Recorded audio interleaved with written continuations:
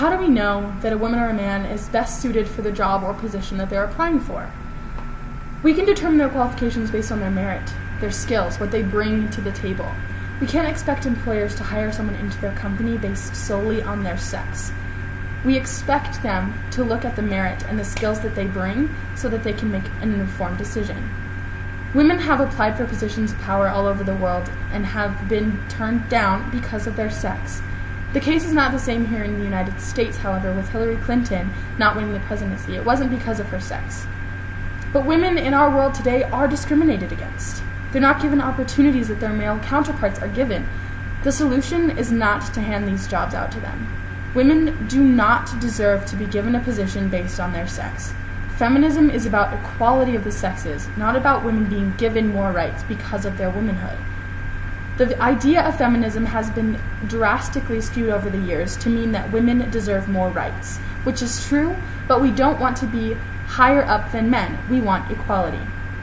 If we begin to donate, in a sense, the jobs that we give to women, what are we saying about their worth? We're telling them that they're not strong enough to compete against the men, that they can't be in that battle for the position if a man is their opponent. So we give them what they want. This disgusting idea that women may not be able to compete with men, so they should be given the job, is outrageous and a disgrace to feminism and the concept of it. In a response to the poll that Gender Workplace Diversity gave out that said should businesses be required to have women on their board of directors, 75% of the population surveyed said no. While this poll is limited to the question of board members, I think that it could be ascertained that whether the poll was about employees in general or chief positions, the results would have been similar. The statistics from the Gender Workplace poll were that 2 million voters who are against the enforcement of diversity in the workplace, said that the government shouldn't be involved in other places. 21% of the 2 million people told the proctors that positions in companies should be given based on merit and should not be handed out. This opinion was the most popular of all the opinions given, as it should be. 3% of the voters shared that the government should not be able to require the employment of a gender or a race in the workplace. There are obviously laws against discrimination, and those are important, but the insights of these people are standing firm in that the government should not directly enforce the hiring of women or different races. Gender Workplace polls once again gives us statistics that 25% disagreed with the fact that businesses should require to have women on their board. Private businesses often work on their own, but when the government gets involved and decides for the company who should and shouldn't be hired, the freedom of the owner and the entrepreneurship that they had is stripped away, and the business becomes controlled by the government, inside and out.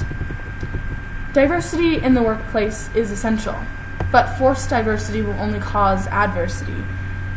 Heartfulness magazine says that I think everyone would agree with the need for diversity, so the issue is not with the concept, but in how we make use of the concept at work, especially where there are polarizing differences between people who are working together, leading to conflict or disharmony. Business owners need to think beyond just accepting women and other races into their company and think about how they're going to accept the ideas that those people bring into their company if they have the chance. It's important to have a diverse workplace because businesses wouldn't succeed without it. If every employer and employee had the same thought and the same opinions, the company wouldn't carry much more than the ideas of one person. What we need is a group of people so that the company succeeds. One person is enough to start an idea, but as the idea grows, diversity and conflict are needed to help that idea flourish. The 10th point in race and ethnicity in the workplace is to encourage open communication. When they referenced this, they were talking about openness in reporting racism in the company, which is important. But beyond that, employees should not be afraid to speak their minds and tell their employers the opinions and ideas and concepts that they have without feeling stifled or put down because of their race or gender. We need diversity in the workplace. We need diversity in opinions, sexes, and in races. Pay equity and discrimination says women on average learn less than men in every single occupation that they were able to survey. This injustice may be one reason that people believe women should be required to be employed. It appears that while we have been struggling for equality in the workplace and ending the sexist idea that women are less than men, we also need to be fighting for equal pay. The battle for equality of the sexes is in the idea of feminism.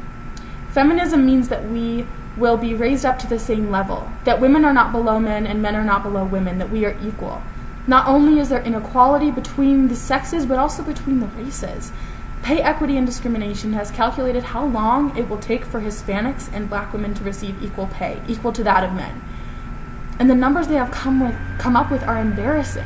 Hispanics will be waiting for another 200 years for equality of pay, and Black women will be waiting for the next 100.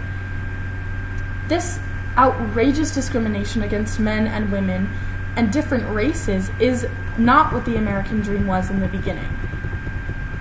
Equality will not be earned if we give out jobs to those who are willing to work for them. We cannot expect to have respect for all races and all sexes if we begin to hand out positions of power. Women are willing to work for their jobs, and we should allow them to. Diversity will be gained in the workplace once women are accepted and respected in their own workplaces. The same can be said about all races and genders.